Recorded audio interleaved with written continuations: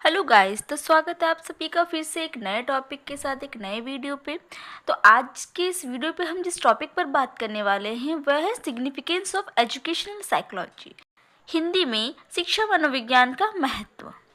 तो आज मैं आप सभी को बहुत ही सरल भाषा में शिक्षा मनोविज्ञान के महत्व को बताने वाली हूँ।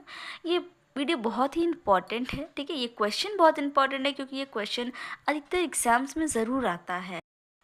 तो चलिए सबसे पहले हम जानते हैं सिग्निफिकेंस ऑफ एजुकेशनल साइकोलॉजी, ठीक है, यानी शिक्षा मनोविज्ञान का महत्व क्या है। शिक्षा मनोविज्ञान मनोविज्ञान की प्रमुख प्रयुक्त एक शाखा है जिसका महत्व शिक्षा, शिक्षक एवं शिक्षार्थियों यानी जो लर्नर होते हैं के लिए काफ़ी महत्वपूर्ण बतलाया गया है। यानी ये जो शिक्षा मनोविज्ञान है वह शिक्षा, शिक्षक और शिक्षार्थियों इन तीनों के लिए बहुत ही महत्वपूर्ण बताया गया है, ठीक। सबसे पहला महत्व है छात्रों के विकासात्मक विशेषताओं को समझने में। स्कूल में बालक जो है विकास की विभिन्न अवस्थाओं जैसे शिशुअवस्था, बाल्यावस्था तथा किशोरावस्था से होकर छात्र गुजरते हैं, ठीक है। यानी जो स्कूल में 1 से लेकर 10 तक जो भी बच्चे होते हैं वे इन विकास के सभी अवस्थाओं से गुजरते हैं, जो शिशुअवस्था, बाल्यावस्था और किशोरावस्था होता है। और प्रत्येक विकासात्मक अवस्था की कुछ अपनी विशेषताएं होती है। यानी कि ये जो सभी विकासात्मक की अवस्थाएं हैं इन सभी की कुछ न कुछ विशेषताएं रही हैं।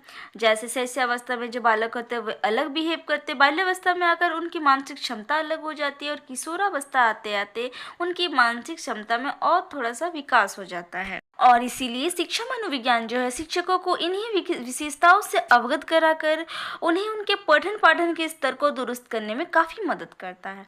यानी शिक्षा मनोविज्ञान का यहाँ क्या महत्व है कि शिक्षा मनोविज्ञान शिक्षकों को बालकों की जो विभिन्न अवस्थाएं होती हैं उन अवस्थाओं में उनमें क्या क्या विशेषताएं पाई जाती हैं इन सभी विशेषताओं के बारे में वो शिक्षक को अवगत कराते हैं ताकि शिक्षक जो है उनके लेवल के अनुसार उनका पठन पाठन करवा सके, उन्हें शिक्षा दे सके। दूसरा महत्व है कक्षा के शिक्षण के स्वरूप को समझने में।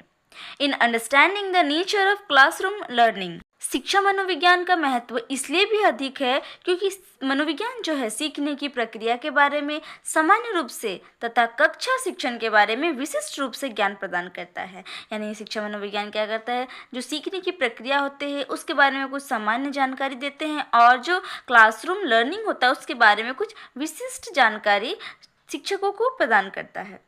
इस तरह के ज्ञान के आधार पर कक्षा शिक्षण यानी क्लासरूम जो लर्निंग होता है उसके बारे में एक विस्तृत सिद्धांत तैयार करने में मदद मिलती है।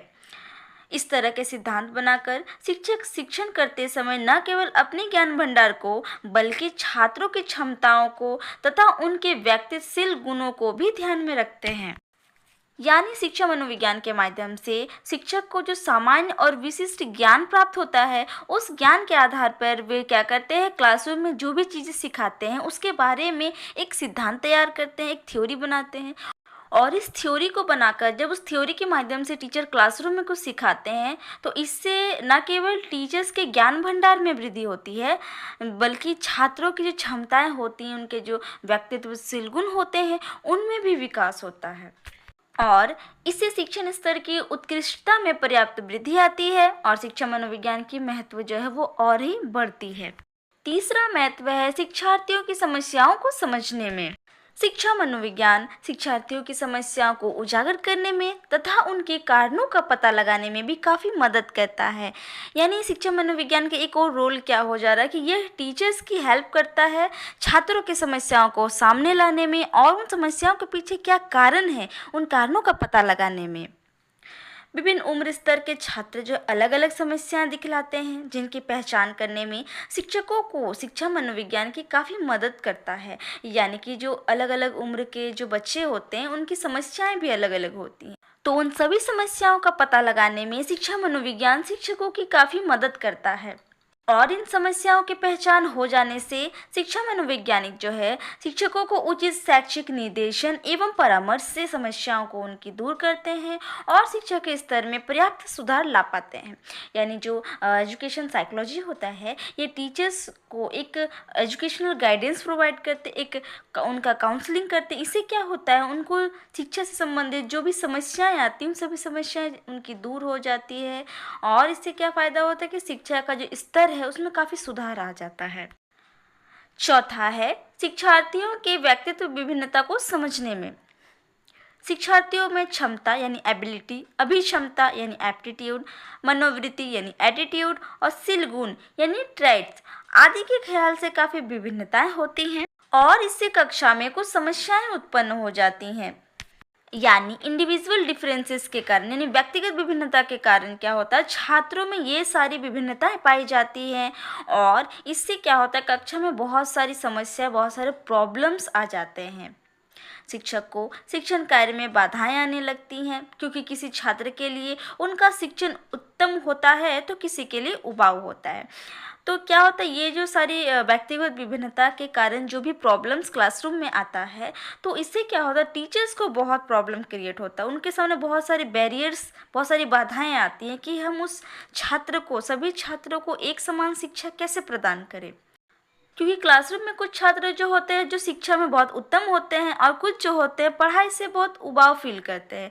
तो ऐसे में सबको समान शिक्षा कैसे दी जाए, यह एक बहुत बड़ी समस्या शिक्षकों के लिए हो जाती है।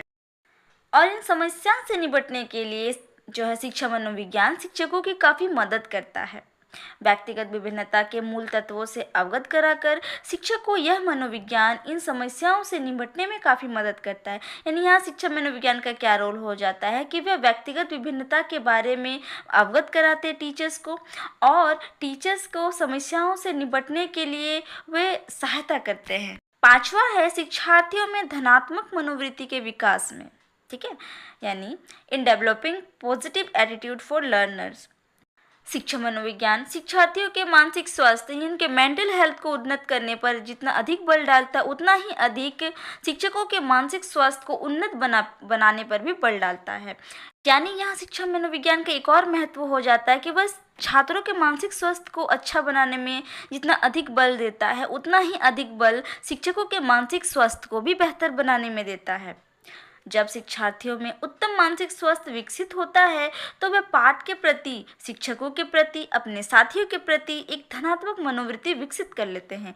यानी कि अगर छात्रों का मानसिक हेल्थ अच्छा होगा तो वे जो उनका जो लेसन है, जो टॉपिक है, उस टॉपिक के प्रति, अपने टीचर्स के प्रति और अपने फ्रेंड्स के प्रति एक पॉजिटिव फीलिंग, एक पॉजिटिव एटीट्यूड उनके अंदर डेवलप होगा। इससे क्या होगा, उनका मानसिक एवं शारीरिक विकास काफ़ी अनुकूल ढंग से होगा और शैक्षिक वातावरण में यथार्थात बढ़ोतरी होगी। यानी कि अगर वे पॉजिटिव सोच रखते हैं तो उनसे उनकी मानसिक और शारीरिक विकास में वृद्धि होगी। साथ ही साथ जो एजुकेशनल इन्वायरमेंट है, जो शैक्षिक वातावरण में है, वह भी अच्छा बना रहेगा। तो छठा है प्रभावी शिक्षण विधियों की पहचान में, यानी इन आइसोलेटिंग इफेक्टिव टीचिंग मेथड्स। शिक्षा मनोविज्ञान इसलिए महत्वपूर्ण है क्योंकि यह मनोविज्ञान उत्तम एवं प्रभावी शिक्षण विधियों की पहचान करने में मदद करता है।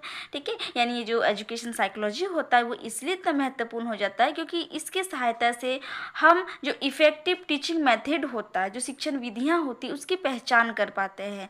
और शिक्षा मनोविज्ञान शिक्षण के विभिन्न विधियों की सापेक्ष उपयोगिता पर बल डालता है। शिक्षण की इन विधियों में से उत्तम विधि की पहचान करके उनका उपयोग कक्षा में करते हैं।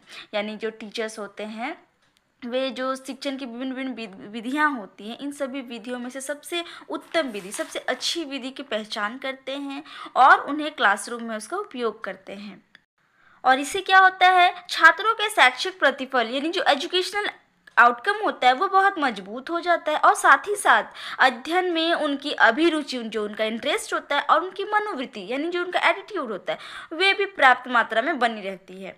यानी एजुकेशन साइकोलॉजी की सहायता से जो टीचर्स होते हैं वे अच्छी शिक्षण विधियों का चयन कर पाते हैं और क्लासरूम में उसका प्रयोग करते हैं। इससे क्या फ़ायदा होता है कि जो छात्रों का जो एजुकेशनल आउटकम है वो बहुत स्ट्रॉन्ग हो जाता है, साथ में उनका इंटरेस्ट लेवल बढ़ जाता है। ठीक है, उनकी मनोवृत्ति जो है वो बनी रहती है और इससे क्या होता है कि शैक्षणिक वातावरण में समस्त रूप से उत्कृष्टता आती है। यानी कि जो एजुकेशनल इन्वायरमेंट होता है ये अच्छे से बना रहता है।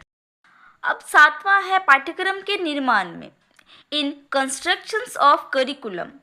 शिक्षा मनोविज्ञान का महत्व इसलिए भी अधिक है क्योंकि इससे मूल तत्वों को मद्देनज़र रखकर पाठ्यक्रम का निर्माण करने में काफ़ी सहूलियत होता है। यानी कि शिक्षा मनोविज्ञान की सहायता से ही जो शिक्षा के मूल तत्व होते हैं उन सभी चीज़ों को ध्यान में रखकर पाठ्यक्रम का निर्माण करने में बहुत ही सहूलियत मिलती है। शिक्षा मनोविज्ञान का मूल तत्व क्या है? उनका मूल तत्व है छात्रों की आवश्यकता, उनकी विकासात्मक विशेषताएं, सीखने के पैटर्न एवं समाज की आवश्यकताओं को ध्यान में रखने पर बल डालता है। यानी कि उनके मूल तत्व, शिक्षा के जो मूल तत्व क्या है, वे है छात्रों की क्या आवश्यकताएं हैं, उनकी क्या विकासात्मक विशेषताएं हैं, ठीक है, उनकी विशेषताएं के जो पैटर्न होता है, समाज की जो ज़रूरतें होती हैं, इन सभी चीज़ों को ध्यान में रख कर जो पाठ्यक्रम का निर्माण किया जाता है। और इसमें कौन हेल्प करता है? शिक्षा मनोविज्ञान। शिक्षक तथा शिक्षा मनोविज्ञान इन मूल तत्वों को ध्यान में रखते हुए पाठ्यक्रम का निर्माण करते हैं, जिससे पाठ की वैज्ञानिकता तो बनी रहती ही है, साथ ही साथ उनकी जो व्यापकता भी मजबूत होती है। यानी यहाँ शिक्षा मनोविज्ञान को इसलिए अधिक महत्वपूर्ण माना गया है क्योंकि इससे क्या होता है, शिक्षक और शिक्षा मनोविज्ञान जो होते हैं वे सभी मूल तत्वों को ध्यान में रखकर एक पाठ्यक्रम का निर्माण करते हैं, जिससे क्या होता है, पाठ की वैज्ञानिकता बनी रहती है और साथ ही साथ जो पाठ की व्यापकता है वो भी बहुत ही स्ट्रांग हो जाती है। 8वां है शोध कार्यों में। इन कंडक्टिंग रिसर्च, शिक्षा मनोविज्ञान शिक्षा के क्षेत्र में नए नए शोधों को भी प्रोत्साहित करता है, जिससे मनोविज्ञान का महत्व जो है काफ़ी बढ़ जाता है। यानी शिक्षा मनोविज्ञान का एक और महत्वपूर्ण कार्य यह हो जाता है कि वह शिक्षा के क्षेत्र में रोज नित्य नए नए रिसर्च करते रहते हैं, ठीक है, जिससे क्या होता है, मनोविज्ञान का महत्व काफ़ी बढ़ जाता है।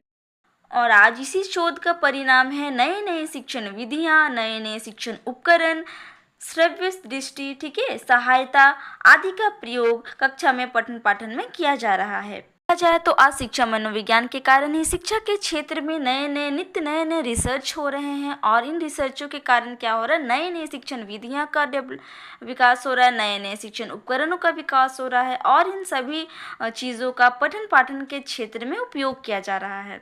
इससे न केवल शिक्षकों को बल्कि छात्रों को भी पर्याप्त लाभ होता है। यानी कि टीचर्स को तो यह फ़ायदा होता ही है, साथ ही छात्रों को भी बहुत सारे लाभ मिलते हैं। शिक्षकों को अपने ज्ञान भंडार को वैज्ञानिक करने में तथा छात्रों को नवीनतम तकनीकी का ज्ञान प्राप्त करने में असमानांतर मदद मिली है। यानी कि ये जो सारे रिसर्चेस के दौरान इन चीज़ों का जो डेवलप हो रहा है, इनका कक्षा में प्रयोग होने से टीचर्स को क्या होता है, अपने ज्ञान के भंडार में वृद्धि होती है, और छात्र जो होते हैं नई नई तकनीकी को ज्ञान प्राप्त करते हैं। तो हमने जाना कि शिक्षा मनोविज्ञान का क्या महत्व है शिक्षा के क्षेत्र में। अब हम उसके कंक्लूजन पर आते हैं, इसके निष्कर्ष। इस प्रकार ये कहा जा सकता है कि कई कारकों से शिक्षा मनोविज्ञान का जो महत्व है कुछ ऐसा है कि इसके बिना शिक्षा की मनोवैज्ञानिकता एवं व्यापकता हमेशा अधूरी ही रहेगी। यानी आसान भाषा में कहें तो शिक्षा मनोविज्ञान के बिना शिक्षा की वैज्ञानिकता और उसकी व्यापकता जो है हमेशा अधूरी ही रहती है, और इसीलिए शिक्षा मनोविज्ञान का शिक्षा के क्षेत्र में बहुत ही अधिक महत्व होता है, बहुत महत्वपूर्ण माना जाता है। और न केवल शिक्षा के लिए बल्कि ये शिक्षक और छात्रों के लिए भी उतना ही महत्वपूर्ण है।